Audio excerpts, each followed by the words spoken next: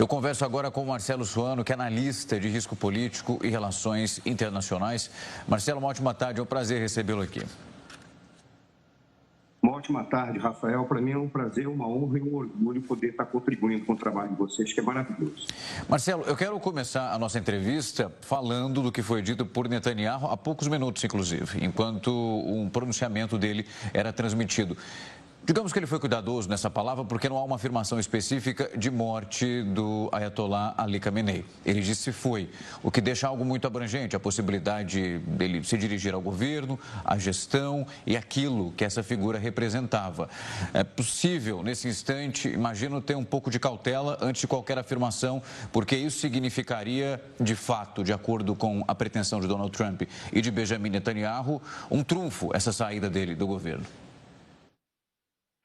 Eu concordo contigo. Acho que eles estão sendo extremamente cautelosos. Já o herdeiro do trono do Irã, ele manifestou sobre a morte do Ali Khamenei. Ele falou, olha, o Ali Khamenei morreu e estimulou a população a trabalhar para a deposição do governo, porque não significa que, uma vez a morte do líder supremo, o governo já esteja dissolvido ou acabado com o governo atual, esse governo teocrático. Mas, até agora, a única coisa que se sabe é que ele foi escondido em determinado local, eles se isolaram, há duas grandes autoridades que provavelmente morreram, o que está sendo falado, um é o ministro da Defesa, o outro é o líder da Guarda Revolucionária, foi o que foi anunciado, mas são muitas mensagens que começam a ser divulgadas, parte delas podem ser desinformação apenas. O que se sabe é apenas isso.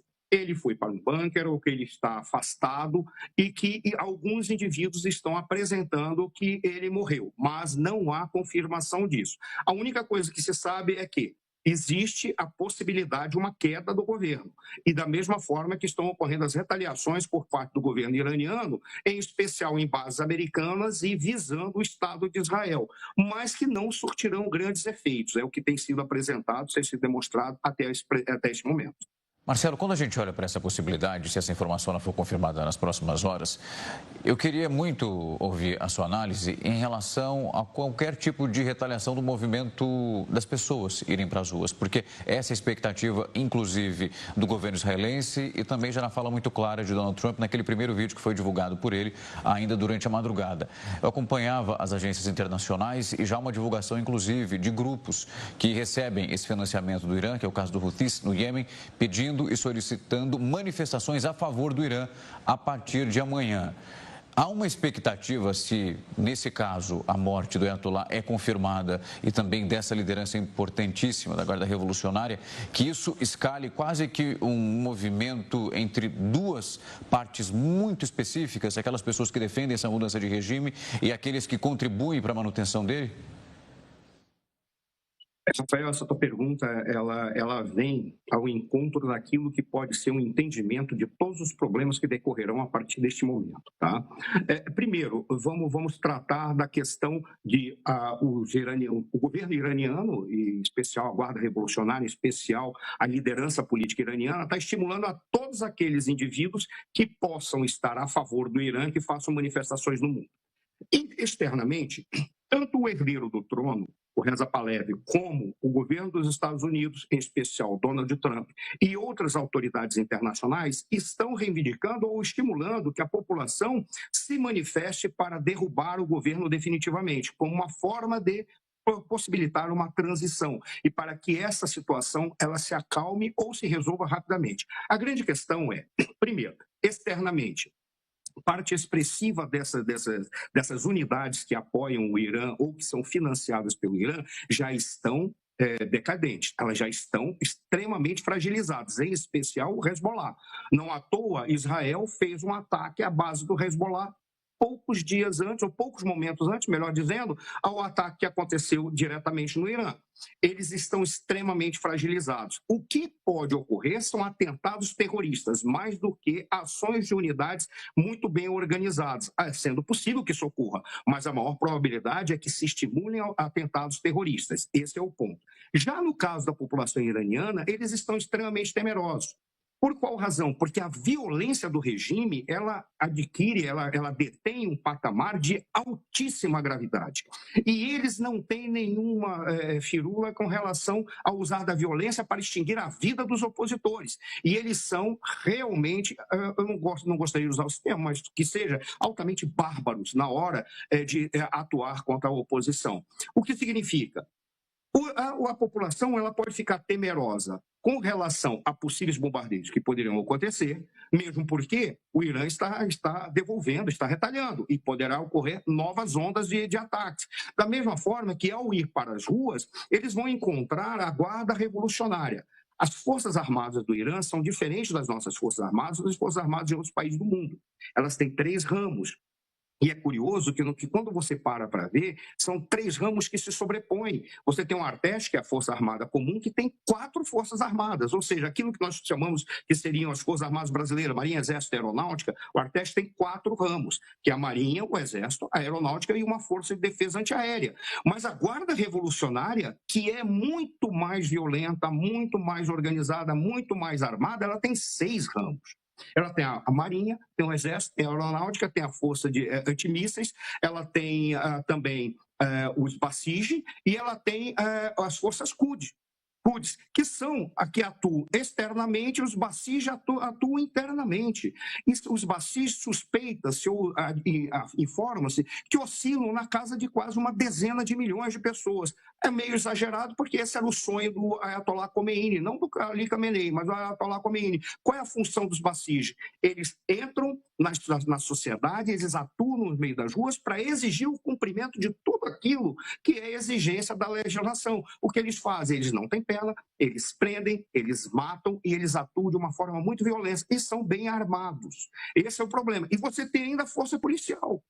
E a força policial, que é uma outra força armada, eles têm 3 ou 4 ramos. Quando você para ver, na realidade eles têm 12 forças armadas.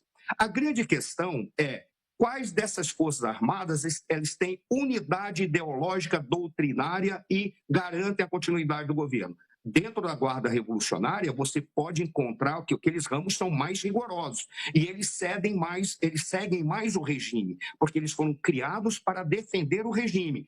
Os Basij, curiosamente, parte dos Basij tem um número tão elevado porque é dado a eles benefícios, como, por exemplo, bolsas de estudo, salários, participação em atividades econômicas, ou seja, eles têm vários benefícios que já estão caindo. Por que eu coloquei esse cenário?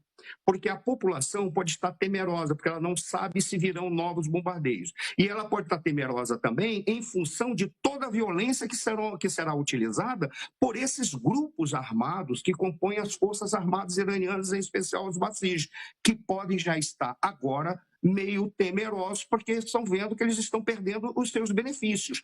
Em síntese, existe toda uma grande confusão que ainda precisa de um certo tempo para saber qual é o nível de lealdade que esses grupos armados darão ao regime. Mesmo porque o que se sabe é que eles já prepararam aqueles que seguirão, aqueles que substituirão as lideranças especiais, por uma razão simples, porque eles já estavam contando com a possibilidade do cumprimento daquilo que o Trump falou. O Trump disse, nós continuaremos e faremos uma invasão, um bombardeio, se necessário for, para restaurar o equilíbrio daquela sociedade, criar espaço para aquela sociedade, que a sociedade volte a existir e acabar com o fator de desequilíbrio que o Irã representa para a região e para o mundo, ao ponto de ter deslocado 2 porta-aviões. Ora, deslocar essa quantidade de tropa dificilmente é feito apenas para dar um susto, porque significam muitos milhões de dólares. E o Trump está sendo muito claro de que ele vai executar em todos os detalhes aquilo que ele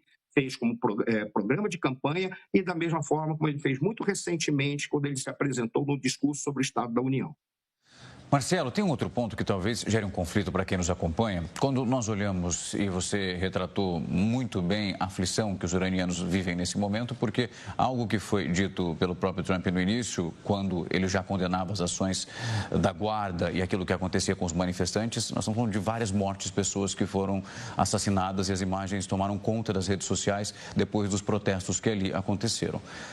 Foi divulgada uma nota nessa tarde pelo governo iraniano dizendo as atitudes e os ataques realizados pelos americanos nesse momento contribuíam muito mais para a narrativa israelense, para os interesses de Israel nessa região, do que de fato benefícios para os americanos.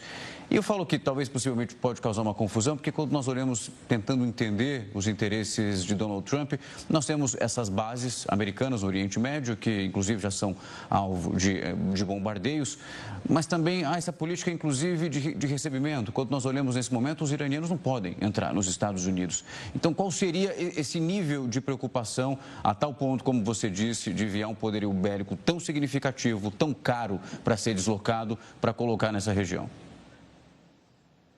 Rafael, a tua pergunta ela é essencial para esclarecer pontos que são nevrálgicos para tudo aquilo que está acontecendo. O primeiro deles, vamos tratar da importância de retirar esse regime, que é um regime tirânico, é um regime terrorista e é um regime ditatorial. Tá? Independentemente de todas as firulas que possam ser colocadas para explicar o sistema político iraniano, que é um sistema muito complexo. Mas vamos lá. Para Israel, o mais importante que existe não é apenas acabar com o poderio nuclear, é acabar com a capacidade balística do Irã. Por qual razão? Porque o Irã se especializou em desenvolver mísseis balísticos. Qual é a questão que envolve isso? Um míssil balístico ele é mais barato do que, por exemplo, qualquer outro tipo de armamento. Além disso, ele pode portar vários tipos de explosivos, inclusive o explosivo nuclear. Mas a grande questão é, quando você olha a capacidade do míssil balístico atingir um estado, como, por exemplo, o Estado de Israel, Israel tem um sistema de defesa excepcional, que é o Domo de Ferro. O problema é que ele não é totalmente invulnerável. Suponhamos que de 100 artefatos, um passe. A questão, então, passa a ser uma questão matemática. Qual é o número de mísseis balísticos que podem levar a, vencendo aspectos da defesa de Israel, consigam destruir?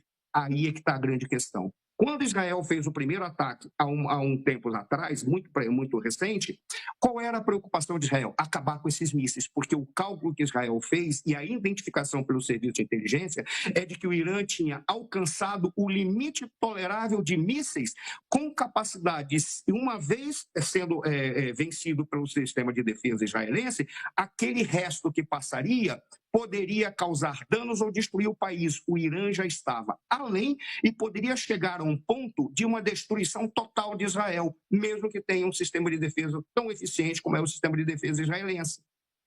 Por isso, para Israel, a importância é acabar com o sistema de mísseis iranianos. A questão da energia nuclear é muito simples também. Ora, o Irã já conseguiu enriquecer urânio a 60%. O que isso significa?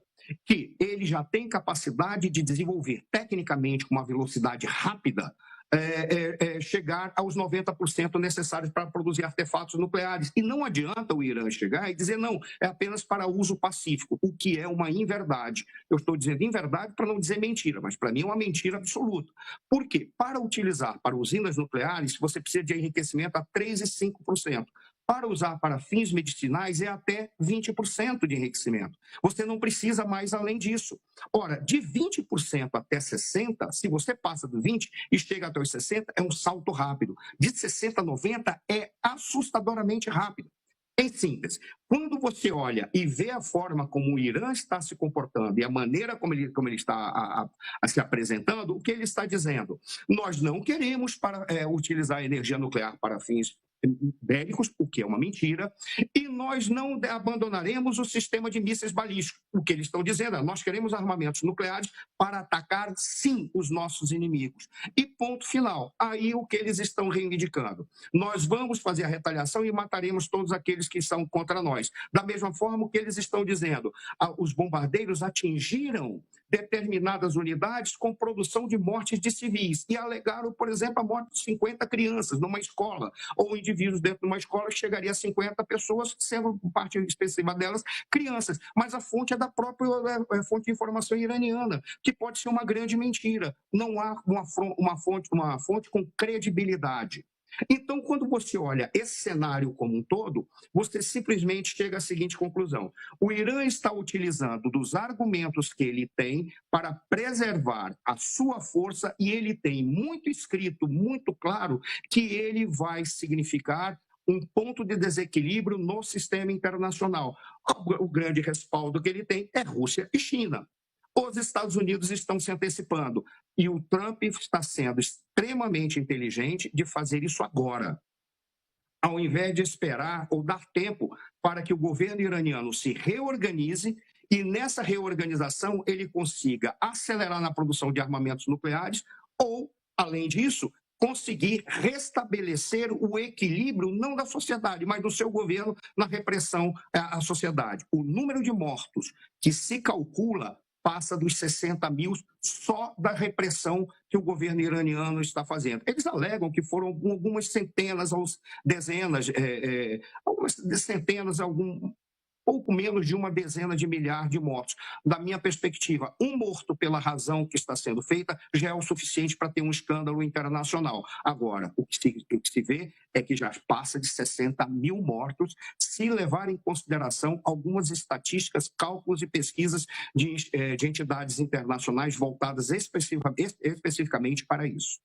Professor, tem um outro ponto. Não sei se teremos uma resposta específica, mas ele vale a pena ser debatido. No ano passado, nós acompanhamos, trazendo o enriquecimento de urânio para a nossa discussão, aquele ataque que aconteceu no Irã, onde, de acordo com o próprio governo americano, aquilo que foi divulgado instantaneamente, minutos depois que foi confirmado o que ocorreu, tudo aquilo que era preservado e mantido foi destruído. Nesse mesmo período, nós ouvimos também algumas agências de notícia dizendo que nem tudo foi destruído, que era preciso ter um pouco de cautela naquele instante. Seguindo essa lógica do governo americano, da Casa Branca, que mantiveram o mesmo discurso, que tudo aquilo foi danificado de maneira estrutural, que não era possível recompor o que foi perdido, como que nós entendemos um ataque, um espaço ali de 6 meses, mais uma vez, e solicitando que o Irã não aceitasse qualquer tipo de nível de enriquecimento de urânio, inclusive por um espaço temporal, porque nessas rodadas de conversa, o Irã chegou a solicitar que isso fosse feito só 4, 5 anos, mas que depois disso conseguisse avançar normalmente no seu programa. Como que nós conseguimos também concatenar essas narrativas?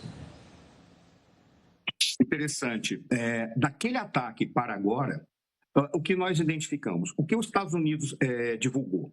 Que ele conseguiu causar danos quase totais às usinas ou às regiões ou aquelas unidades que estavam fazendo a produção e enriquecimento de urânio. Foi isso que os norte-americanos alegaram. Agentes da Agência Internacional de Energia Atômica fizeram algumas investigações e chegaram à conclusão de que sim, os danos foram elevadíssimos, mas não foram completos. Aí começaram a surgir dados que foram divulgados de que o Irã detém hoje aproximadamente 440 quilos de urânio enriquecido a 60%. Isso é muita coisa. Para chegar a 90%, como eu te falei, isso é um passo rápido, é muito fácil. Eles precisam de algumas semanas. E isso poderia produzir, segundo esses mesmos especialistas, a produção de 10 artefatos atômicos. Isso é o suficiente para destruir toda a região do Oriente Médio. E ali nós temos que levar em consideração que o amor pela vida destes tiranos não é igual ao amor pela vida que nós temos aqui.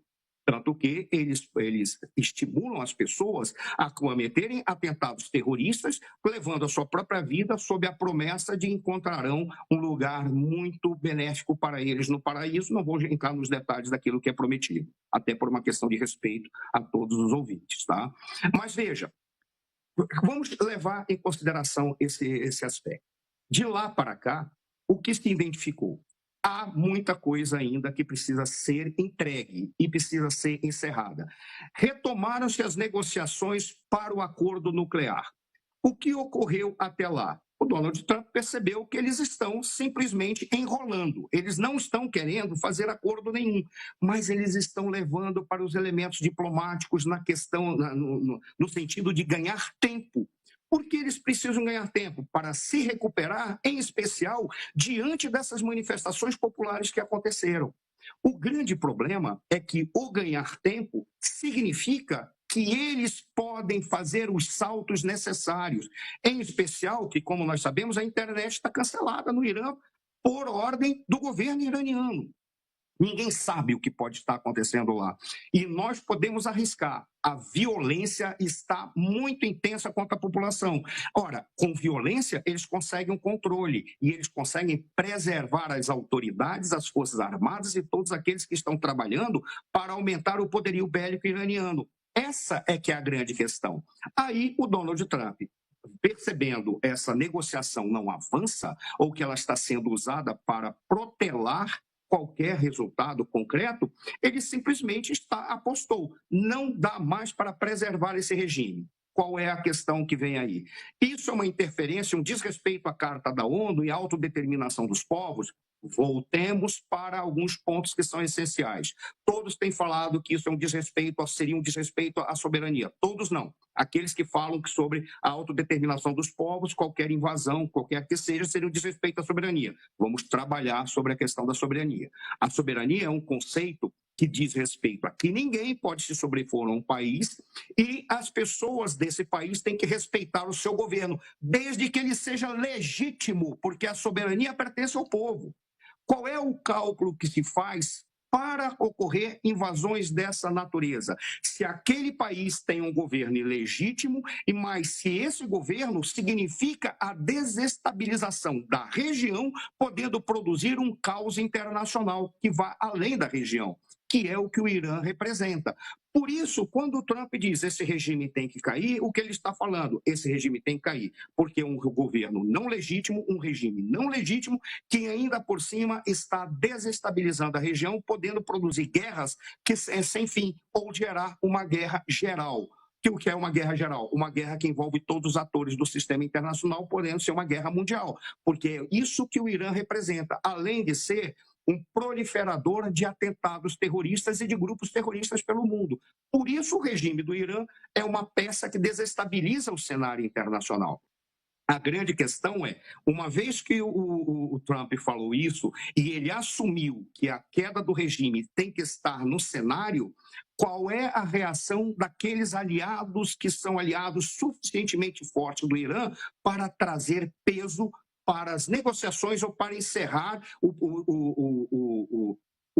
processo de queda do regime? Aí é que nós temos que ver qual é o posicionamento das duas grandes potências que são aliadas automáticas do Irã. Isso é o que nós temos que ficar atentos neste momento.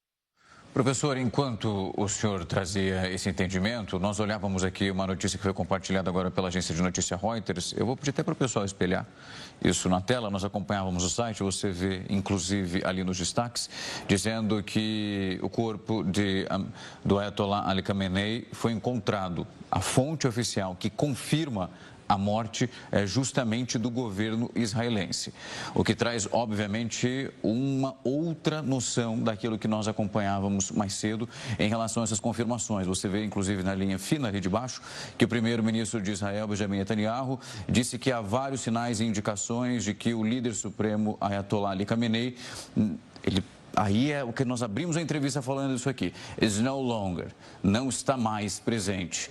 E sem, obviamente, uma outra confirmação específica no discurso que veio na fala dele. Essa, basicamente, a citação, as aspas que foram usadas pelo primeiro-ministro Benjamin Netanyahu durante o discurso. Marcelo, eu quero pegar desse ponto porque a gente está acompanhando isso, como já falamos, com todo cuidado. Porque é preciso entender essas confirmações, a partir do momento em que essa notícia é divulgada e aquilo que representa a partir de uma mudança de regime muito clara. Nós falávamos aqui antes, numa outra edição, que uma mudança de regime não é um processo fácil. Inclusive, concorrer à presidência no Irã, além de ter a indicação do seu nome, é preciso passar quase por uma junta entre os ayatollahs para que você consiga se colocar a esse posto. Na sua visão e dentro das expectativas, é possível acreditar que com a saída dessa figura, essa mesma junta também seja reformulada para que o atual presidente americano verifique, aceite como uma mudança de regime, assim como o primeiro-ministro de Israel? É interessante, Rafael, o sistema político iraniano, a complexidade dele se dá exatamente por essas questões que você colocou aí. A figura do líder supremo, ele é uma entidade que se sobrepõe à sociedade e a todo o sistema político. mas ele é escolhido exatamente por uma assembleia de especialistas, que é chamada Conselho dos Guardiões, que são compostos por 86 pessoas, são 86 clérigos. E são eles que escolhem o líder supremo. A grande questão é que quando você tem um lado de indivíduos que são eleitos pelo povo, inclusive esses especialistas do Conselho dos Guardiões, ou Assembleia de Especialistas, que é composto pelos 86, mas são eleições que só podem concorrer segundo a aprovação desses próprios especialistas, tanto para o parlamento, tanto para a presidência da República, como para o próprio Conselho dos Especialistas, razão pela qual você não tem mudança nenhuma. Além do que, o parlamento ele praticamente não tem força nenhuma, ele só faz projetos de lei, e esses projetos de lei têm que ser verificados se eles estão realmente de acordo com aquilo que uma outra entidade chamada Conselho dos Guardiões, desculpas porque eu falei Conselho de Guardiões, Assembleia de Especialistas, mesma coisa, não é a mesma coisa, mas o Conselho dos Guardiões, que é composto por 12 indivíduos, que ali eles são o que verificam se existe uma conduta de acordo com a legislação e de acordo com a religiosidade explícita na Sharia ou no Corão, de acordo com aquilo que eles identificam. E esses 12, 6 são indicados pelo líder supremo e 6 são indicados pelo sistema jurídico, pelo judiciário, na realidade pelo chefe do judiciário, que é indicado pelo líder supremo. Como você pode ver, por que eu estou falando dessas questões? A morte do líder supremo significa que a Assembleia dos Especialistas terá que escolher outro, mas ele já tem outras pessoas indicadas. No ano passado, teve um grande problema porque o Ali Khamenei queria colocar o seu filho como um herdeiro natural e a legislação não permitia isso. Eles estavam arranjando uma forma de burlar a legislação para colocar o filho do Ali Khamenei para ser o próximo líder supremo. Aí ficamos na seguinte situação. Quando você olha nesse sistema complexo, na realidade você tem uma tirania que tem uma personagem que se diz uma representante divino, e esse representante divino é respaldado por um sistema que se retroalimenta e ninguém pode retirá-lo dali. Ora, é possível que já tenha um próximo líder supremo. A grande questão é como se comportará a base que mantém esses indivíduos. Já não são mais a Assembleia dos Especialistas e o Conselho dos Guardiões. A base será a base militar. Como que os militares vão se comportar diante do próximo líder supremo, se uma vez confirmada a escolha daquele que o substituirá? Porque tem que ter um líder supremo. O sistema exige a presença dessa figura que se diz quase como uma figura iluminada. Ele é um intérprete da palavra divina. Ele é o intérprete do Corão, ele é o intérprete da realidade da sociedade, ele indica as personalidades que vão ou não julgá-lo, ele indica as personalidades que vão julgar os projetos de lei, ele indica as personalidades que julgam os candidatos ao parlamento, à presidência da República, e o presidente não tem função praticamente nenhuma, a função dele é apenas, não é protocolar, a função dele é uma função acessória ao líder supremo. Ele indica a todos. Fica a grande pergunta. Aqueles que compõem a base, em especial das Forças Armadas, vão estar vinculados ao regime porque acreditam nele e acreditam na doutrina, ou é necessária a figura com a qual eles se identificaram durante tanto tempo? Veja, nós tivemos 2 líderes supremos, o Ayatollah Khomeini e o Ali Khamenei. O Ali Khamenei está desde 89, aí está aí no poder. Um indivíduo que fica tanto tempo no poder, ele cria uma relação, eu não gosto desse termo, mas seria uma relação carismática, porque ele cria uma relação de amizades e amigos que mantém o governo por causa dele. Essa é a pergunta-chave. A base militar vai dar o sustentáculo porque acredita no regime e acredita na doutrina, ou porque precisa de um líder carismático, entre aspas, para eles seguirem? O sucessor parece que já está indicado, mas a morte do líder supremo, uma vez se confirmando, traz um caos. E aí abre espaço para as Forças Armadas e a demais base que o governo e o regime têm recuarem. E esse recuo pode permitir que um estímulo vindo de fora, e aí não falo de Estados Unidos e Israel, mas falo do Reza Pahlavi, que é o herdeiro do trono iraniano. Um estímulo vindo de fora, com uma proposta muito clara de restabelecer a liberdade para a sociedade, fazendo um governo transitório e depois deixando para o povo escolher uma monarquia, uma república. Eu creio que o povo acabaria escolhendo uma monarquia diante do caos que foi essa república, e é pelos valores que a monarquia carregaria, certamente aí haveria um espaço para um avanço e cumprindo aquilo que foi a principal determinação do Trump, que era de agora acabou esse regime, porque é um regime que está trazendo um perigo para o mundo inteiro.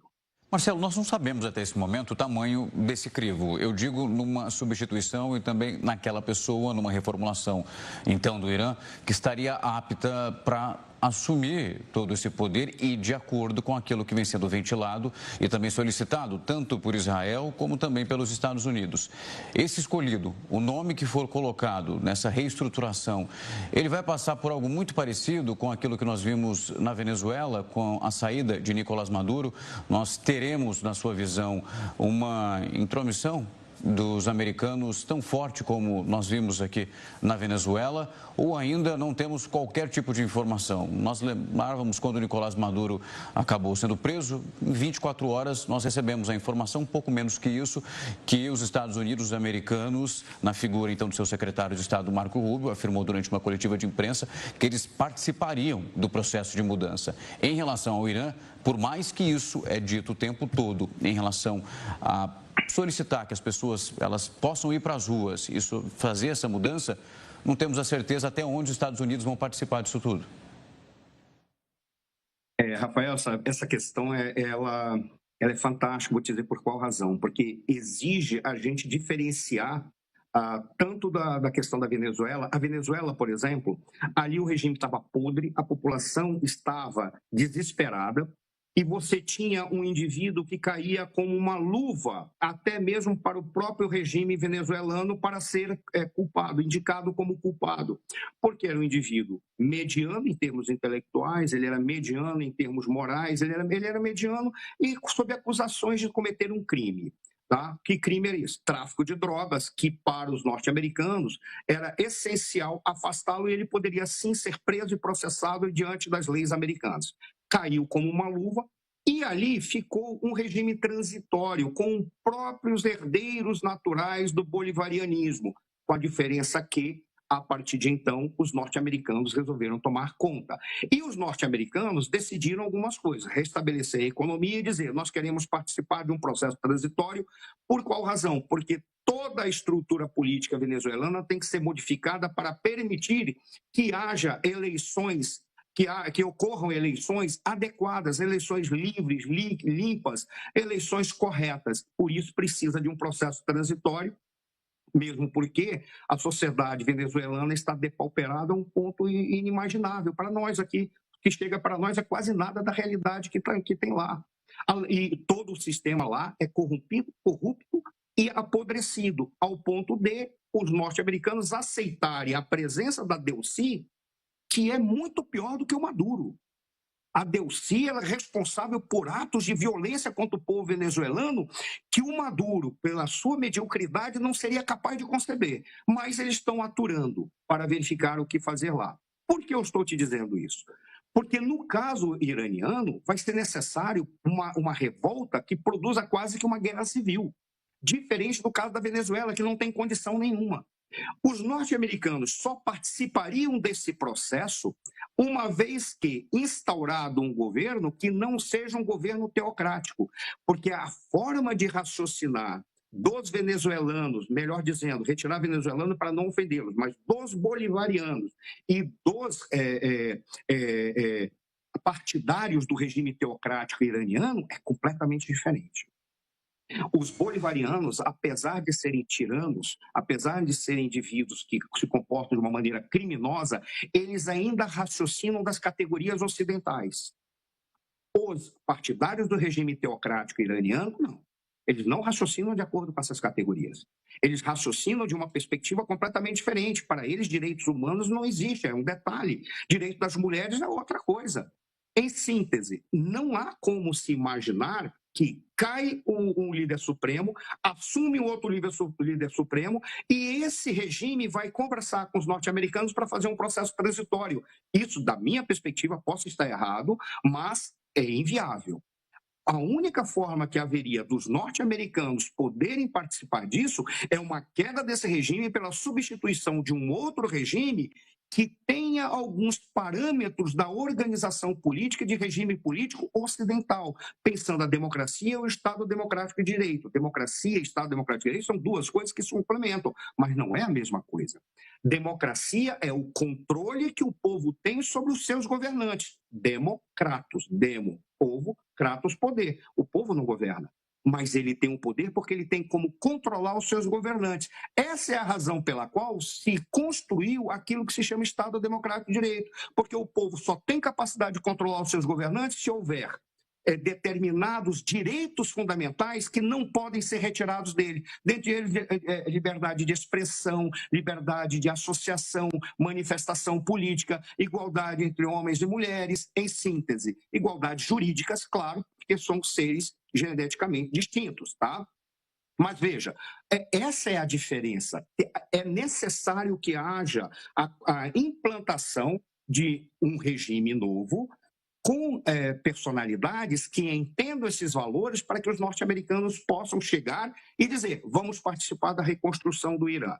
Se não for assim, mantido o regime teocrático, pode ter certeza, ou eles não vão aceitar, ou eles vão tentar ganhar tempo, ou eles vão mentir, vão dizer, tudo bem, nós estamos aceitando tudo. Na primeira oportunidade, eles vão puxar o tapete de todo mundo e vão fazer um ato de violência contra aqueles que porventura estiverem lá.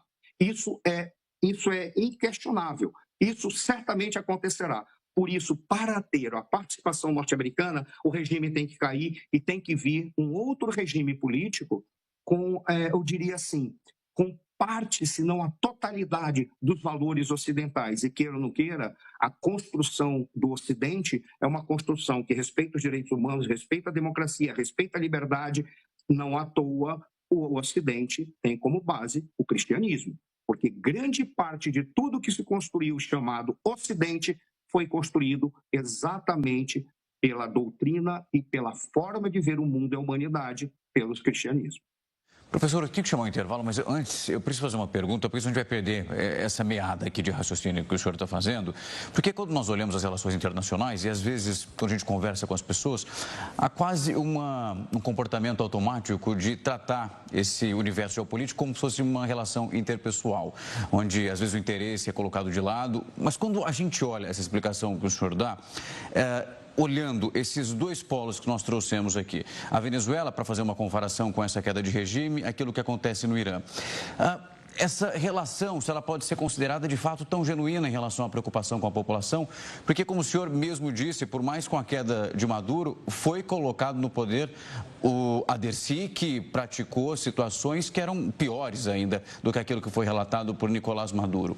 E se essa preocupação, pelo menos aquilo que ela dito pela Casa Branca naquele instante, era de mudar, tirar um ditador do poder e permitir que as pessoas fossem livres.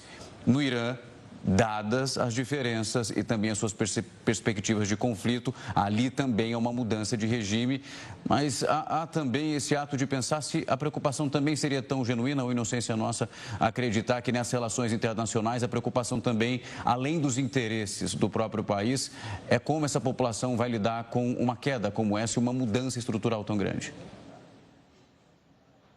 Rafael, desculpa estar sendo tão informal, mas essa pergunta é a pergunta, eu diria assim, é a pergunta essencial para entender o universo da política. Tá? Vamos colocar que existe a motivação humana, mas para a política, como Max Weber dizia, entrar na política é caminhar no inferno. Ele dizia mais ou menos isso. O que isso significa? Que você vai lidar com coisas que são as piores do ser humano e você vai ter que lidar também com aquelas pretensões individuais, mais do que as pretensões coletivas. E quando eu falo individual, não precisa ser uma pessoa, pode ser um indivíduo coletivo, um governo, uma sociedade, um povo, um país. Quando você trouxe a questão das relações internacionais, política internacional e geopolítica, é interessante que, no caso da Venezuela, Vamos começar por aí, tá? No caso da Venezuela, a grande preocupação dos Estados Unidos, mais ou tanto quanto em relação à população venezuelana, dizia respeito ao fato da Venezuela ela ser um polo geopolítico e geoestratégico. Vou diferenciar as duas coisas. Geopolítica, quando você olha o espaço e a posição de um determinado país no globo. Espaço é o território e tudo que tem dentro dele, incluindo o povo, a tecnologia, a infraestrutura. E o espaço ele é relevante exatamente pelo que tem dentro. Queres ver um exemplo? Vamos pegar Taiwan, é um paísinho de nada, mas o espaço taiwanês é gigantesco, porque 95% da produção de chips do mundo está lá. Então, geopolítica é verificar espaço e posição. Posição é o lugar em que está no globo. Por qual razão? Porque o lugar diz respeito, no caso de necessidade nossa de confrontá-lo, nós temos que levar em conta os custos do transporte, ou seja, da logística. É muito custo. Por isso, o espaço, a posição, entra no cálculo estratégico, pensando o quê? Pensando como que eu vou atuar. Isso é geopolítica. O que é geoestratégia? Pensar a mesma coisa, espaço e posição, visando a guerra.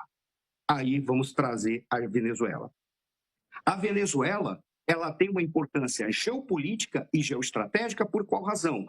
Porque o espaço que ela ocupa, ela detém uma capacidade de fornecer elementos suficientes para fortalecer a mim ou ao meu adversário. E, além de tudo, a posição que ela ocupa é uma área-chave para colocar bases militares que podem patrulhar o Atlântico Norte, o Caribe e a entrada para o Atlântico Sul. Quem controla aquela região tem a capacidade de avançar militarmente de uma maneira muito grande.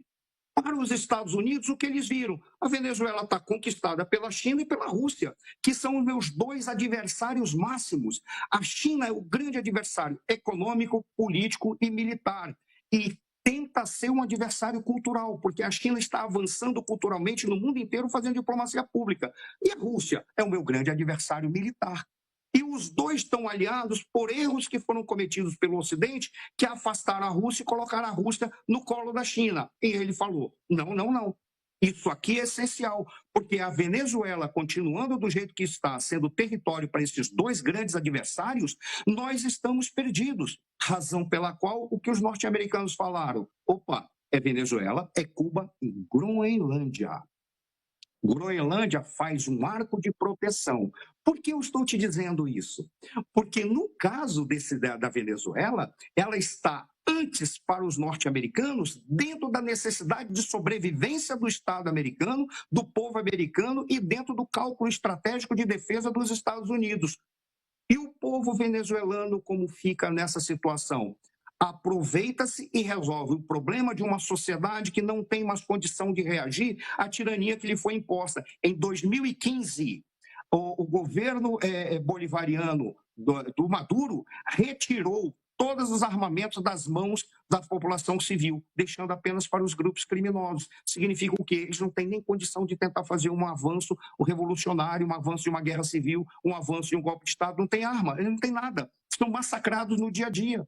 E todas as armas foram entregues exatamente para os partidários do Maduro.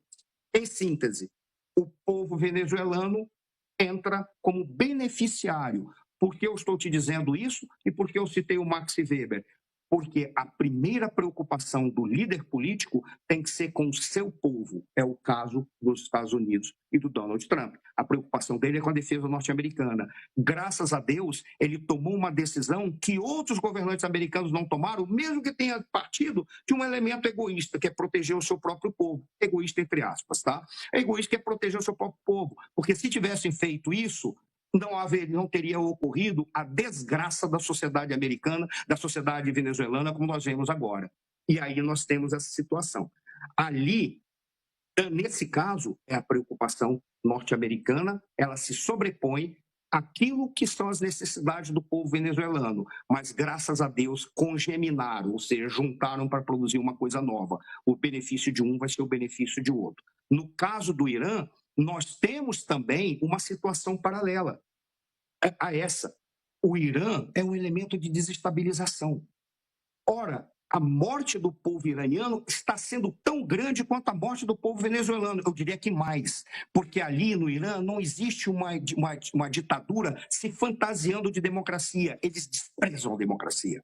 Eles não querem democracia. Democracia é uma aberração para eles. E eles não têm o respeito pelos direitos humanos, não respeitam as mulheres. Homossexuais são enforcados lá.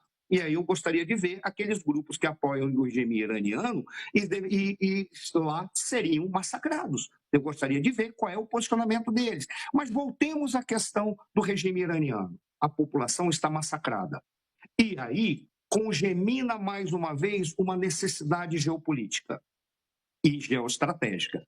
Onde que está a geopolítica? A posição do Irã e aquilo que ele representa de produção, em especial em produção de armamentos, para disseminar grandes problemas pela região, é muito grande.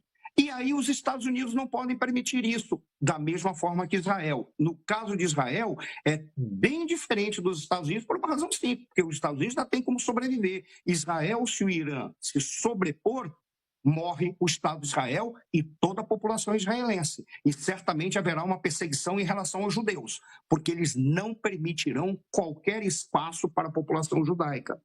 Além disso, você tem um outro ponto, que eu lembro que eu falei sobre a Rússia e a China. Por que os dois são tão amigos do Irã? Quando a gente olha a Rússia, vamos começar com a Rússia, que é mais importante do que a China. A Rússia, o ventre da Rússia está no Mar Cáspio. O Mar Cáspio está dentro das grandes reservas de gás natural. Marcelo, bem-vindo de volta. A conexão tentou nos derrubar, mas nós somos teimosos. A gente vai lá e conecta de novo. Marcelo, eu quero aproveitar porque antes dessa peça pregada pela internet, você trazia algo que eu já queria trazer para quem nos acompanha, que é justamente a relação nesse momento entre China e a Rússia.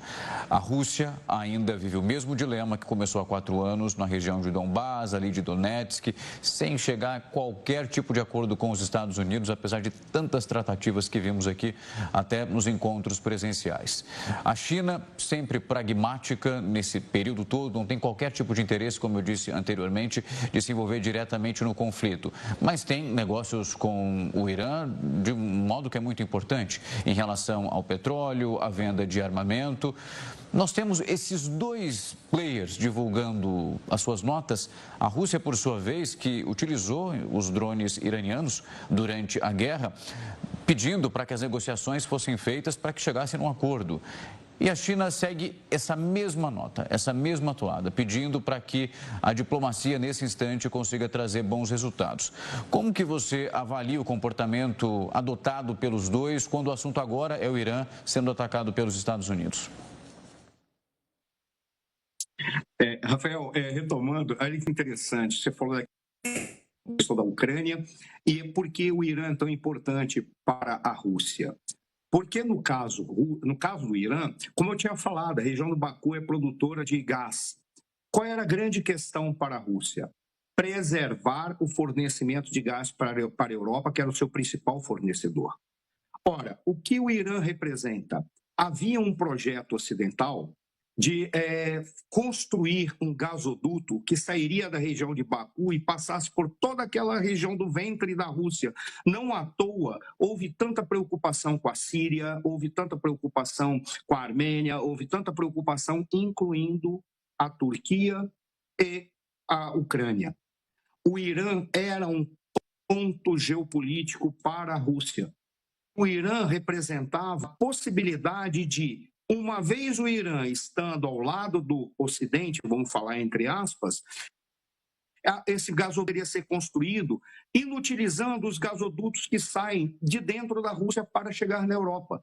Era uma perda gigantesca, significaria uma perda gigantesca. Por isso que a Rússia nunca poderia permitir que o Irã saísse da sua esfera de influência.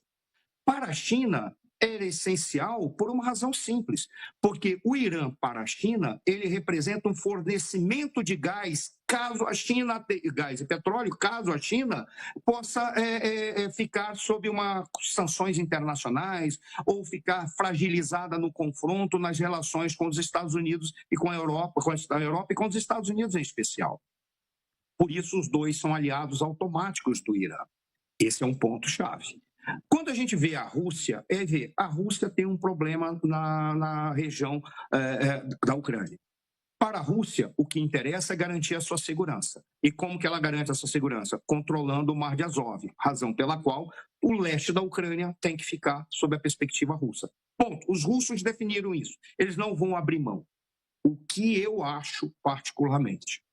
O Trump deve ter negociado com a Rússia que não vai mexer nessa exigência russa, vai aceitar.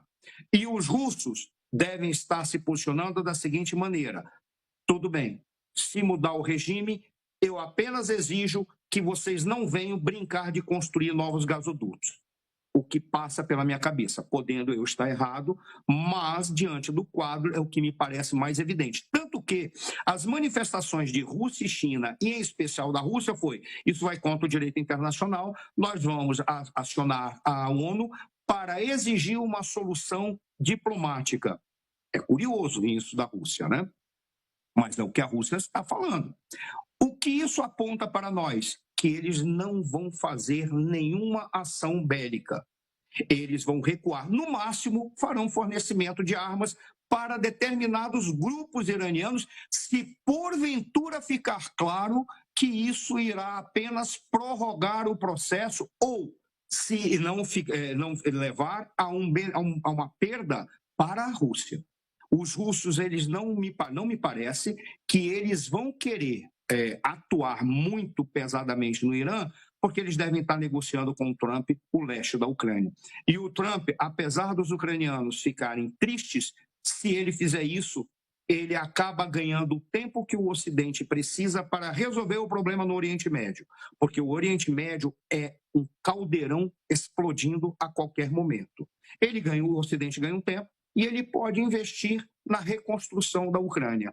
Isso está na tese dele, inclusive estava no projeto dele de pacificação, de paz na guerra Ucrânia e Rússia. Os chineses estão adotando a postura de sempre. O raciocínio chinês é sempre levando em consideração espaço e tempo. Como assim? O espaço está posto. Ok, quais são as peças que eu tenho? As peças são essas: vamos ocupar os vazios de poder, não vamos agredir diretamente e vamos trabalhar pela defesa. Os 5.000 anos de história da China são 5.000 anos de história preocupados com a defesa. Inclusive a muralha da China. Ninguém constrói uma muralha para atacar, constrói a muralha para se defender. E não é apenas uma muralha, são várias. A última muralha, que é essa que é um patrimônio da humanidade, é a maior, mas é uma muralha de defesa. Os chineses vão trabalhar desta forma. Eles vão observar e vão passar a investir onde eles podem ter ganhos. A gente não pode esquecer também que os chineses, ao invés de atuarem militarmente, eles se preocupam em atuar no controle da economia, por intermédio de quê? Da logística. Qual é o grande projeto chinês? Iniciativa Cinturão e Rota. O que é a Iniciativa Cinturão e Rota? Controlar a logística por terra, por água, por ar. E eles já estão investindo em controlar a outra malha viária, que é a malha viária da internet. Eles estão trabalhando nisso. E para esse é o momento que entra o tempo. O que eles fazem? Eles olham, veem os problemas acontecerem, veem os embates e descobrem onde eles podem ocupar vácuo de poder e onde eles podem fazer investimentos para terem recursos e ganhos econômicos. No entanto, os chineses também trabalham militarmente. O último planejamento chinês foi de colocar bases militares na América Latina, em especial na América do Sul, e em especial num grande país da América do Sul. E eles estão trabalhando paulatinamente e tranquilamente. É outro tipo de raciocínio. E, nesse sentido, o que se espera? Todos vão esperar para ver o desenlace deste processo, que é provavelmente a queda de um regime e a sua substituição por outro, independentemente de já haver um possível substituto para Ali Khamenei. O problema é, uma vez que cai um ditador, normalmente o ditador se preocupa em não permitir o brilho daqueles que estão em volta deles, o que isso gera competição constante. Se houver um líder já para substituí-lo, em confirmada a morte do Ali Khamenei, certamente haverá competição. E isso pode trazer ganhos para a sociedade e, em especial, para o Reza Pahlavi, que é o herdeiro do trono, que está numa perspectiva de restaurar a sociedade, restaurando a monarquia, nem que seja por um regime transitório ou por um governo transitório. China e Rússia estão agindo calculadamente, porque eles jamais imaginariam que poderia surgir no Ocidente um líder com vontade e com predisposição a restaurar uma ordem internacional, que era o que não estava acontecendo. Basta ver as manifestações dos europeus agora. Não é comum ver os europeus se manifestando da maneira como se manifestaram, inclusive em apoio ao que os norte-americanos fizeram, independentemente do que os democratas estão fazendo nos Estados Unidos.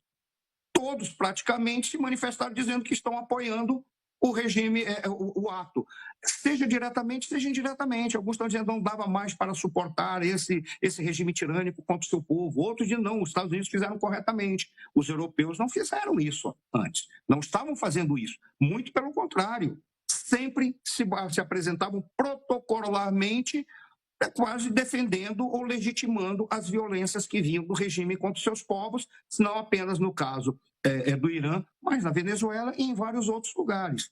Em síntese, eles não esperavam o surgimento de alguém que pudesse ter esse tipo de comportamento. Eu não vou dizer com bravura, coragem ou qualquer coisa que seja, que é para não fazer juízo de valor e de repente eu estar errado, mas eu diria sim, que tivesse predisposição a esse tipo de comportamento e capacidade de decidir para ir até o final.